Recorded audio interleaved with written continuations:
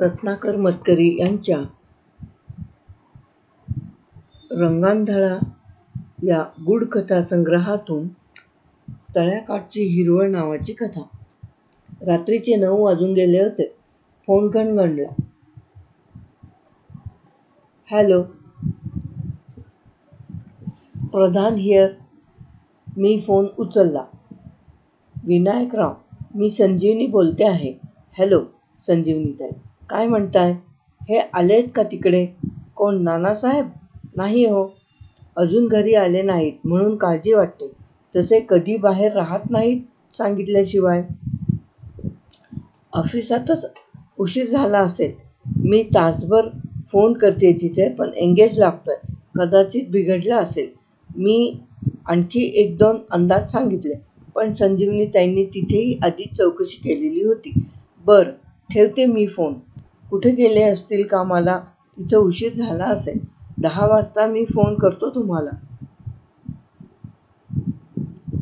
इश्श, एवढी काय काळजी करता? येतील ते. मी आपली सहज चौकशी केली. संजीवनीताईंनी फोन खाली ठेवला. वरकरणी त्या काळजी नसल्यासारखं दाखवीत होत्या, तरी मी ओळखलं होतं, खरोखर काळजी वाटल्याशिवाय त्यांनी फोन केला नसता. 10 वाजता मी परत फोन केला. नानासाहेबांनीच तो उचलला. Sorry for the trouble Vinayak. हिनं तुला उगाच घाबरवून सोडलं. मी 15-20 मिनिटांपूर्वी आलो. ऑफिसातच होतो. कामात कोणी डिस्टर्ब करू नये म्हणून फोन उचलून ठेवला होता. संजीवनीताई काळजीत पडल्या होत्या. काहीतरीच तिचं. मध्ये मी आजारी होतो तेव्हापासून ती मला अगदी लहान मुलासारखी जपायला लागली. हे मात्र खरं होतं. मध्यंतरी नानासाहेब खूप आजारी होते. आजार कसला होता ते काही निश्चित झालं नाही, पण थोडासा नर्व्हस ब्रेकडाऊनचा अटॅक होता म्हटलं तरी चालेल.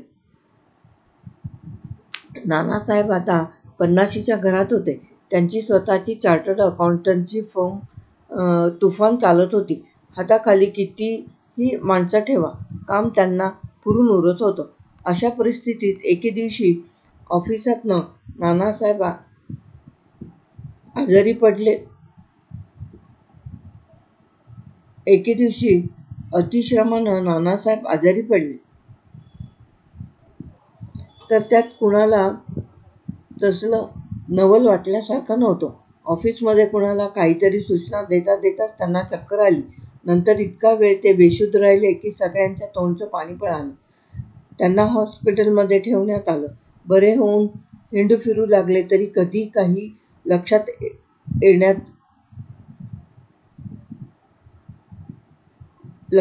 ठेवण्यात थोडाफार घोटाळा होय.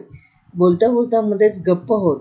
इतकी वर्ष सतत राबवल्याबद्दल जसा काही बुद्धीनंही हा सूडच घेतला होता, पण त्यातूनही हळूहळू त्यांचा तोल सावरला. आता डोक्याला आणि शरीरालाही अतिश्रम द्यायचे नाहीत अशी डॉक्टरांनी सक्त ताकीद दिली. पण पुन्हा पाहावं तर नानासाहेब ऑफिसात उशिरापर्यंत बसून नको इतके श्रम करायला लागलेले दिसत होते. पण नानासाहेब, डॉक्टरांनी तुम्हाला... अरे डॉक्टर को मारो गोली. माझी फर्म चालवायला काय डॉक्टर येणार आहे? असं म्हणून कसं चालेल? काळजी घ्यायलाच हवी. ओके. हसत नानासाहेबांनी फोन खाली ठेवला. महिनाभरानं पुन्हा हाच प्रकार झाला. संजीवनीताईंनी घाबराघोरा फोन आणि नंतर नानासाहेबांची दिलगिरी. पण 4 महिन्यांनी याहीपेक्षा गंभीर गोष्ट घडली. रात्री 8:30च्या सुमारास संजीवनीताई स्वतःच उठून माझ्याकडे आल्या. त्यांचा चेहरा चिंतातूर होता. पोशाखही नेहमीसारखा टापटीप नव्हता. मुख्य म्हणजे इतक्या उशिराचं घराबाहेर पडणं त्यांच्या शिस्तप्रिय स्वभावाला धरून नव्हतं. एकट्याच आलात?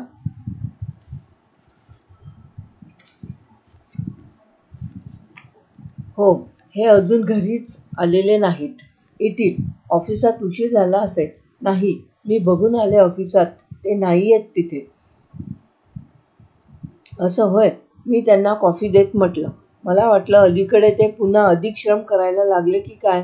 मध्ये 2-4दा तुमचा फोन आला तेव्हा त्यांना असंच खूप काम आलं होतं, होय ना? हो.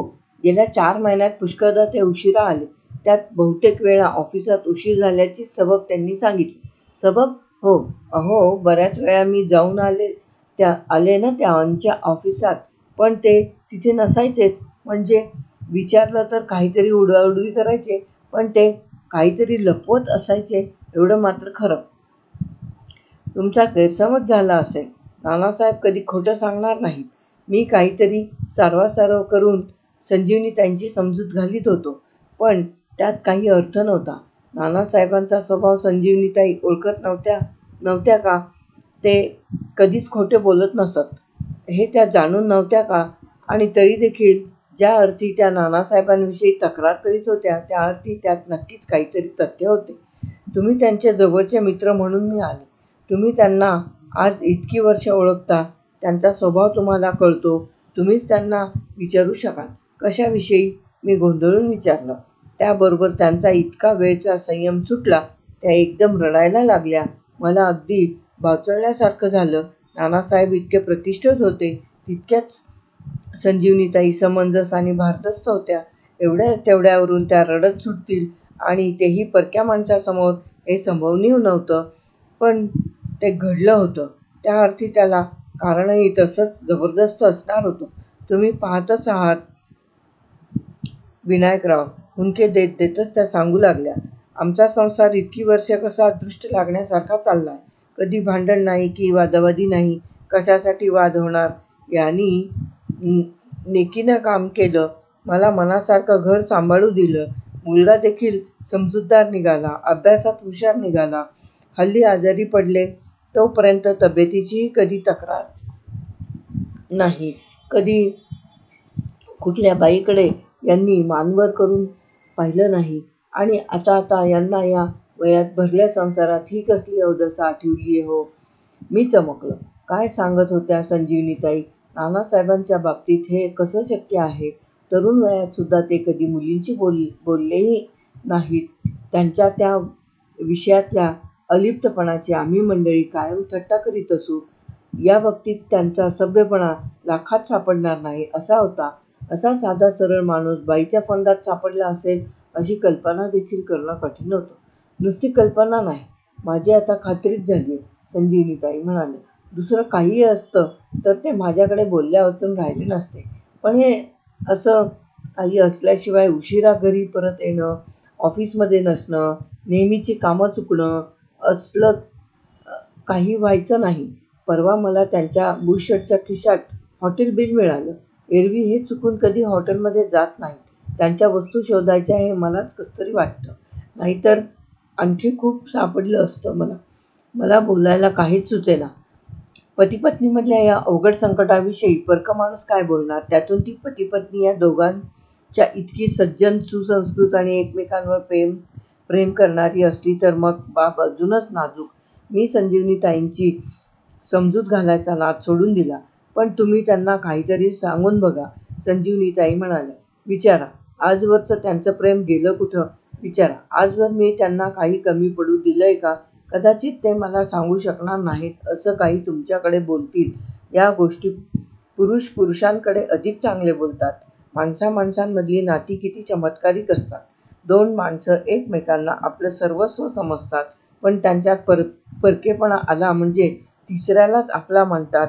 त्यांच्या संसारावरची ही आपत्ती टाळण्यासाठी जमेल ते सारं करीन असं आश्वासन मी संजीवनीताईंना दिलं. पण नानासाहेबांकडे हा विषय काढायचा कसा या चिंतेचा डोंगर छातीवर येऊन पडला. नानासाहेबांचा सज्जनपणा याही वेळी माझ्या अनुभवाला आला. मी या विषयाचं नुसतं नोमतोम करताच त्यांनी सारं काही मोकळेपणानं कबूल करून टाकलं. पिण्याची त्यांना फारशी आवड कधीच नव्हती, पण अलीकडे डॉक्टरांनीच त्यांना दीड पेग घेण्याचा सल्ला दिला होता. विस्कीच्या ग्लासशी खेळत खेळत नानासाहेब मला म्हणाले, विनायक, या गोष्टी लपवून ठेवण्यात काहीच अर्थ नसतो. या ना त्या प्रकारानं त्या उघडकीला येतातच. तेव्हा मी तुला सारं सांगून टाकायचं ठरवलं. तिचं नाव आहे मार्था. वयानं माझ्यापेक्षा निम्म्याहून कमी, म्हणजे 25च्या आतली आहे. रूपानं मध्यम आहे, पण तरुण असल्यामुळे चांगली दिसते. शिवाय राहते चांगली, फॅशनेबल. अर्थात संजीवनीची सर तिला नाहीच. तिच्या मानानं मार्था खूपच थिल्लर उथळ आहे. पण वेळ मजेत जातो. आपण तरुण आहोत असं वाटतं. मी काय बोलणार? तुमच्या हातून हा वेडेपणा होतोय असं मी कसं सांगणार? कारण त्यांना ते आधीच माहीत होतं. ती कोण मार्था होती, तिच्यापेक्षा संजीवनीताई केव्हाही उजव्या होत्या हे त्यांनी स्वतःच कबूल केलं होतं. पण या गोष्टी बुद्धीच्या नसून मनाच्या असतात हेच खरं. असल्या प्रेम प्रकरणातून पुरुष आपलं गेलेलं तारुण्य शोधत असतो. त्यासाठी कितीही मोठा धोका पत्करत असतो. पण पुरुषाच्या स्वभावातला हा दुबळेपणा मी संजीवनीताईंना कसा पटवून देणार? त्यांनी माझ्यावर सोपवलेलं रदबदलीचं काम मी पार पाडायचं ठरवलं. पण त्या बाबतीतही नानासाहेबांनी मला निरुत्तर केलं. या बुद्धिमान माणसानं या गोष्टीचा सगळ्या बाजूंनी विचार केला होता. ग्लासातली व्हिस्की संपवीत ते किंचित हसून म्हणाले, अर्थात संजीवनीवर मी चांगलाच अन्याय करतोय. या भानगडीनं, या विचारानं मनात खूप गलबलून येतं कित्येकदा. पण काय करायचं? माणूस असहाय असतो अशा वेळी. तेव्हापासून संजीवनीताईंचा संसार अधिकच खडतर झाला. कारण आता लपवण्यासारखं काहीच राहिलं नव्हतं.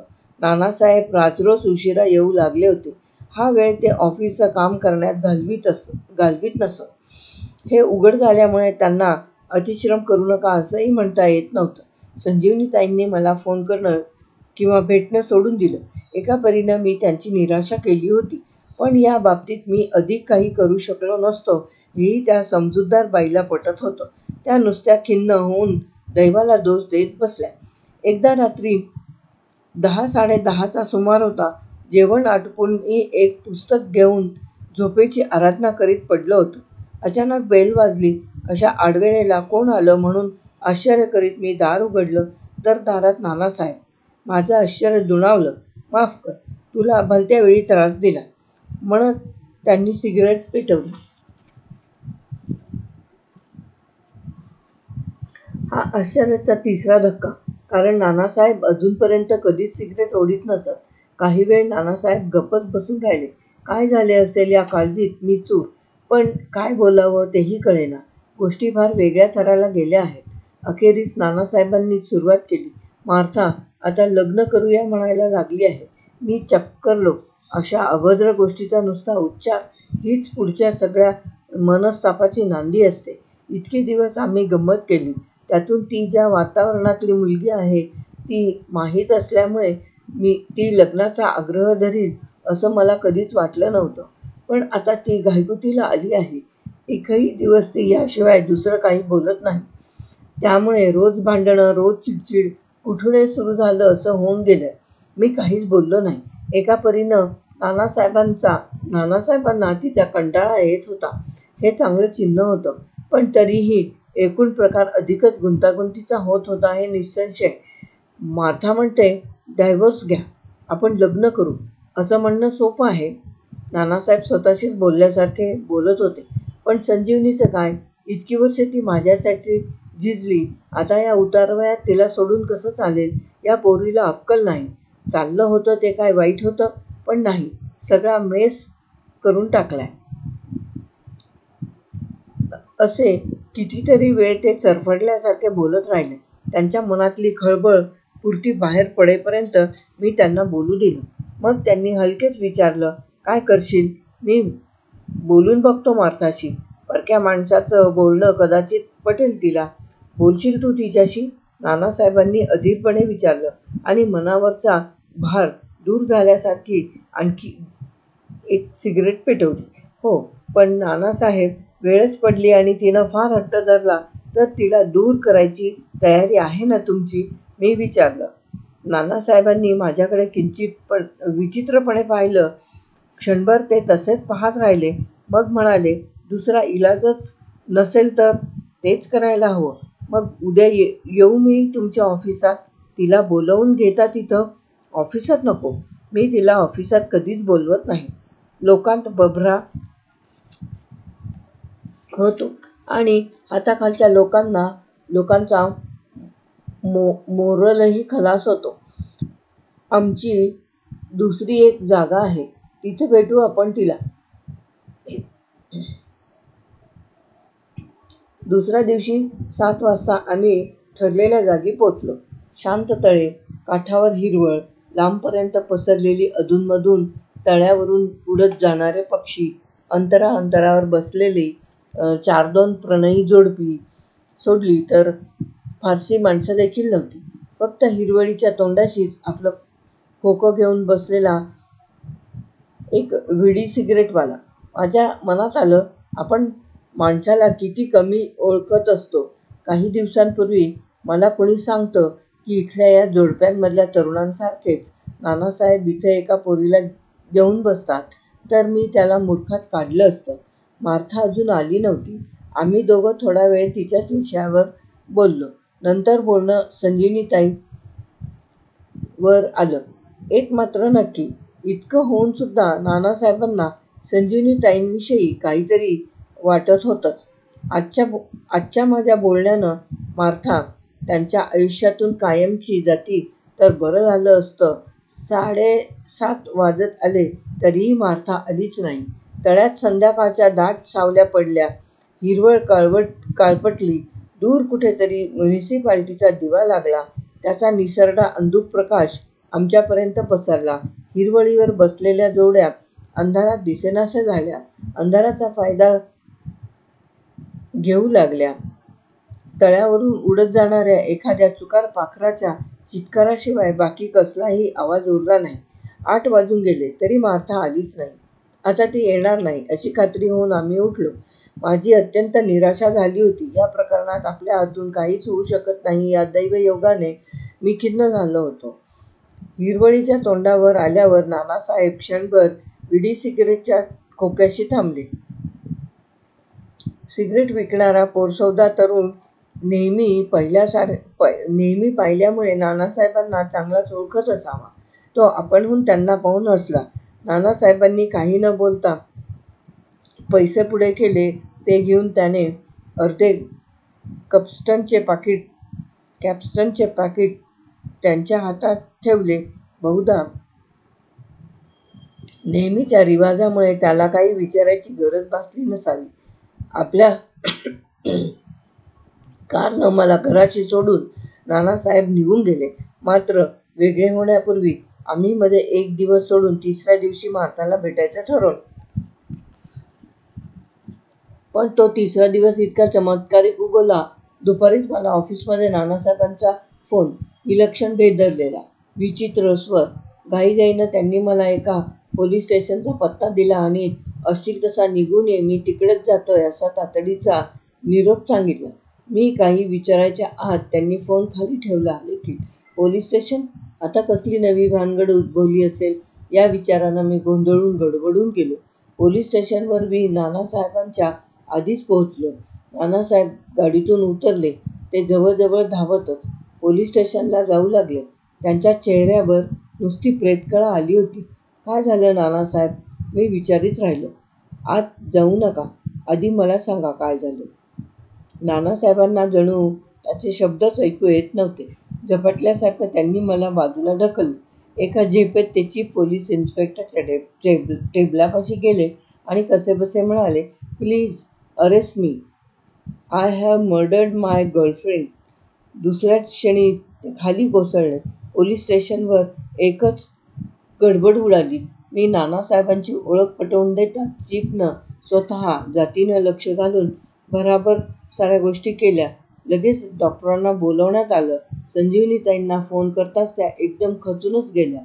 कसंबसं धैर्य गोळा करून त्या पोलीस स्टेशनवर आल्या.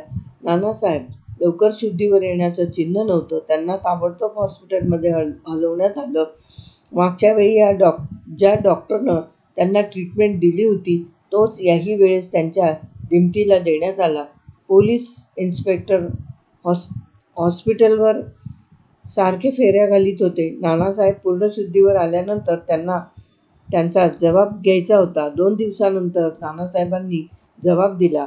आम्ही मार्थाची वाट पाहिली. त्याच्या दुसऱ्या दिवशी तळ्याकाठी नानासाहेब मार्थाला भेटले. आदल्या दिवशी न येण्यावरून आणि तिच्या लग्नाच्या कायम आग्रहावरून चिडाचिड झाली. नानासाहेबांचा तोल सुटला आणि त्यांनी तिचा गळा दाबला. तिचा श्वास थांबल्याचं खात्री होताच त्यांनी तिला तळ्यात ढकलून दिलं. कोणी पाहिलं नाही याची खात्री करून ते घरी परत आले. पण दुसऱ्या दिवशी मनावरचा ताण वाढत गेला आणि त्यांनी पोलिसांच्या स्वाधीन व्हायचं ठरवलं. जबाबानंतर पोलिसांच्या प्रश्नांना उत्तरं देता देताच नानासाहेब पुन्हा बेशुद्ध पडले. ते बऱ्याच तासांनी शुद्धीवर आले. संजीवनीताईंच्या डोळ्यातलं पाणी खळत नव्हतं. पोलिसांचा तपास चालूच होता. रोज एकदा तरी स्वतःची हॉस्पिटलमध्ये फेरी मारून यायचे. ते आले रे आले की संजीवनीताई खोलीबाहेर जात. पोलीस त्यांना डोळ्यांसमोरही नको होते. त्यात पोलीस फोर्सचे एक डॉक्टर येऊन नानासाहेबांशी सतत एकांतात बोलत. बहुधा त्यांचा आजार हे डोंग नाही ना हे जाणून घेण्यासाठी. विनायकराव एकदा वाटतं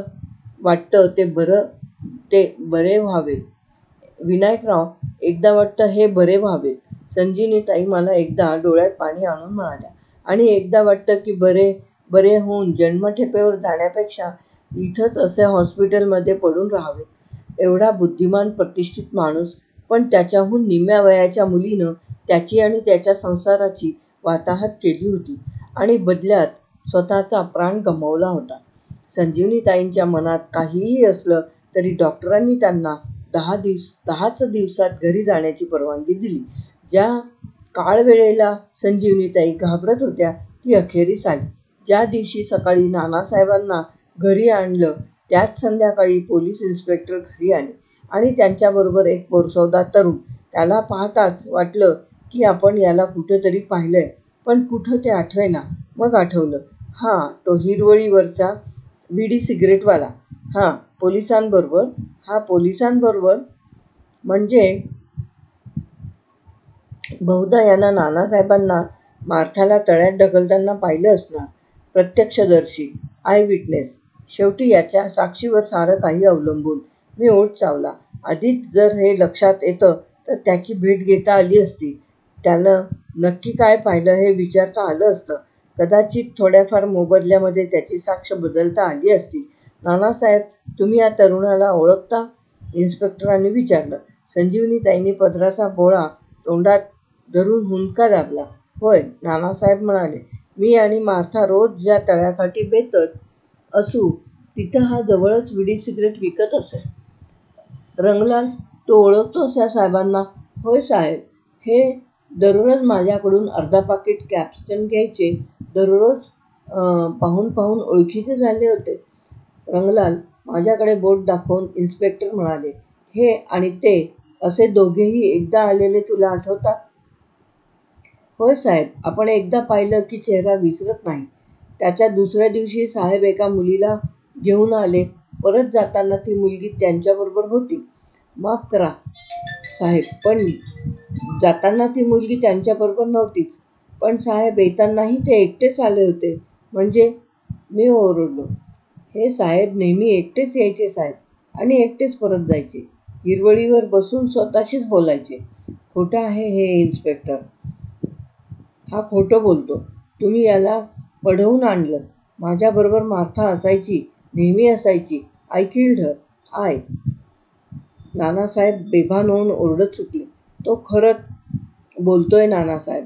इन्स्पेक्टर त्यांना शांत करीत म्हणाले. तुम्ही मार्थाचा खून केला नाहीत कारण मार्था अस्तित्वातच नव्हती. असती तर तळ्यात तिचं प्रेत मिळालं असतं. तिला ओळखणारं कुणीतरी पुढे आलं असतं.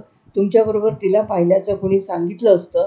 पण गेले 10 दिवस जंग पछाडूनही आम्हाला मार्थाविषयी पुरावा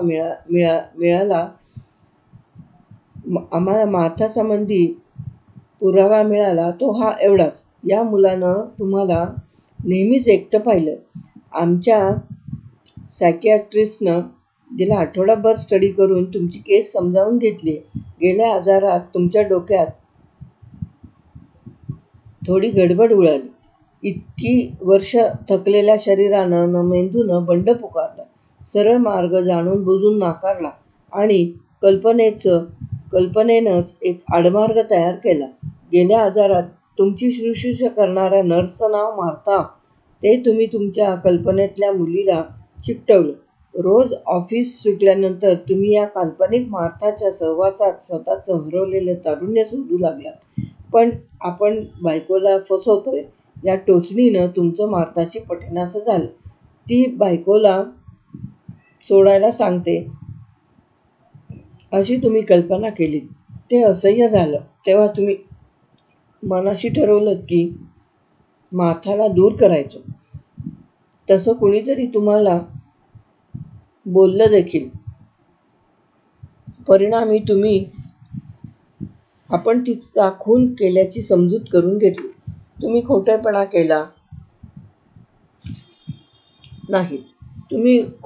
केला नाहीत. तुमच्या मनानं तुम्हाला चकवलं. नाही इन्स्पेक्टर, मी असं कसं करीन? मी वेडा थोडाच आहे, असहायपणे रडत नानासाहेब म्हणाले. मी हिला सांगितलं होतं मार्थाबद्दल. ती होती. मी या विनायकला देखील सांगितलं होतं. होती ना रे, मार्था खरंच होती ना रे. त्यांचा चेहरा आता भेसूर वेडसर वाटत होता. सारं भान हरपलं होतं. चक्काचूर झालेल्या आवडत्या खेळण्याकडे पाहणाऱ्या लहान मुलासारखं त्यांची नजर भयचकित होती. पडा बरं आता जरा. संजीवनीताई स्निग्धपणे त्यांना म्हणाल्या. तुम्हाला विश्रांतीची जरूर आहे. त्यांची मुद्रा गोंधळलेली होती. आपला पती आपल्याला परत मिळाला की आपल्यातून गेला हेच त्यांना कळत नव्हतं. आठवडाभर सारं शांत होतं. नानासाहेब काही न बोलता नुसते आड्याकडे नजर लावून पडून असत. मी त्यांना दिवसातून एकदा भेटून येत असे. पण त्या दिवशी दुपारीच मला नानासाहेबांचा फोन आला. हॅलो विनायकराव, माझ्यावर एक नवीनच संकट आलंय रे, थरथरत्या आवाजात ते म्हणत होते. तो रंगलाल, तो आठवतो ना तुला? तो विडेल सिगारेट विकणारा मुलगा. त्याचा मला फोन आला होता. असं काय म्हणून? तो मला ब्लॅकमेल करायला पाहतोय. म्हणतो उद्या संध्याकाळपर्यंत मला 5,000 रुपये मिळाले नाहीत तर मी तुमच्याबरोबर मार्थाला पाहिल्याचं पोलिसांना सांगेन. कथा समाप्त.